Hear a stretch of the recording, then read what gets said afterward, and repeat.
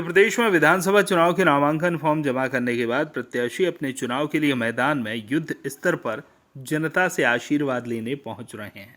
Voice of rights की team ने जनसंपर्क में जुटे प्रत्याशियों से बात की और इसके साथ ही जनता का उन्हें किस तरह का समर्थन मिल रहा है ये जाना।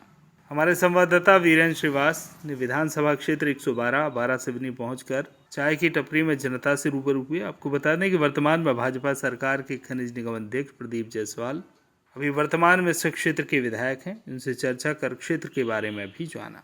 प्रतिशत हमेशा आपके साथ में रहता है। इस बार आप भारतीय जनता पार्टी से प्रत्याशी हुए हैं और नए प्रत्याशी के रूप में आपने यहाँ पे वाराणसी में फिर से दिया है। जनता का कितना प्रतिशत आपको मिल रहा है? देखिए, जनता का प्रतिशत जैसे पिछले 4 चुनाव में मुझे मिला है उसी तरह से भरपूर आशीर्वाद मिल रहा है और पूरे उत्साहित हमारे कार्यकर्ता भी, हमारे मतदाता भी।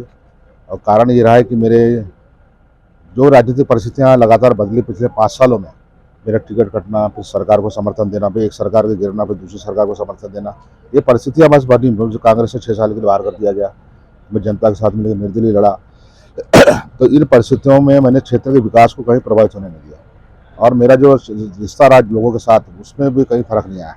तो आज मैं किसी पार्टी से लड़ूँ, जैसे भी लड़ूँ, मेरे साथ जनता है तो है मेरे साथ, तो उनका प्रतिशत अच्छा मिल रहा है मुझे। सरकारी योजनाओं के बारे में बहुत सारी योजनाएं सामने रखी हैं। इस बार शिवराज सिंह चौहान सरकार के रूप में भी आपके सामने रहेंगे। क्या लगता है इस योजना का आपको लाभ मिल पाएगा? निश्चित रूप से मिलेगा कि ये सरकार जो है, ये पहली सरकार है जो टोले टोले तक पहुँच गई है, घर घर तक पहुँच गई, हर गरीब के घर में पहुँच गई है।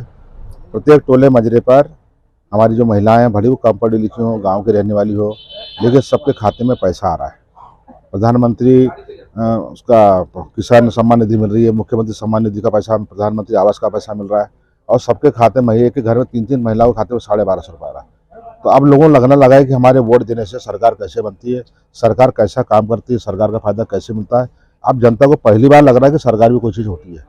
तो इस तरह सरकार जो पहुंची है उसका लाभ हमको, उसका लाभ भी हमको बोनस के रूप में मिल रहा है। आपने सुना प्रदीप जायसवाल जी से कि किस तरह से उन्होंने जो सरकारी योजनाओं के बारे में बताया कि जिस तरह से सरकार हर एक गरीब के साथ में है और गरीब परिवार के रूप में वो इस बार फिर से मुद्दों को लेकर के चुनाव लड़ रहे हैं। इस बार भी निश्चय ही मध्य प्रदेश में भारतीय जनता पार्टी की सरकार बनने जा रही है। क्या लगता है भैया, इस बार बालाघाट की बात करें तो बालाघाट में कितनी सीटें आप लेकर के आना चाहेंगे आपके क्षेत्र के लिए? देखिए, हम तो चाहेंगे पूरी 6 की 6 सीट आए और अभी तक भारतीय जनता पार्टी का जो रिकॉर्ड रहा है बालाघाट जिले में अच्छा नहीं रहा है, लेकिन इस बार आप देखेंगे रिकॉर्ड में अप्रत्याशित रूप से सुधार होगा और उसको सुधार यहाँ से होगा, इसका फर्क पड़ेगा पूरे मध्य प्रदेश में।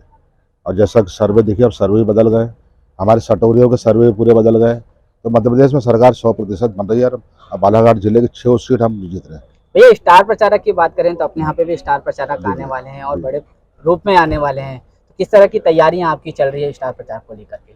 देखिए, हमारा उत्तर प्रदेश के मुख्यमंत्री जी हैं योगी राज जी, अमित शाह जी हमारे गृह मंत्री हैं। ऐसा खासकर 2-3 लोग तो हमारे वाराणसी क्षेत्र में दौरा कार्यक्रम का लगभग बन चुका है और आने वाले समय पर और भी लोग आएंगे। माननीय शिवराज जी तो आने वाले हैं। तो ऐसे स्टार प्रचारक भी आने से, अभी मोदी जी सिवनी आए थे, तो वहाँ जो देखा मैंने, कम से कम 3 से 4 लाख लोग उपस्थित थे।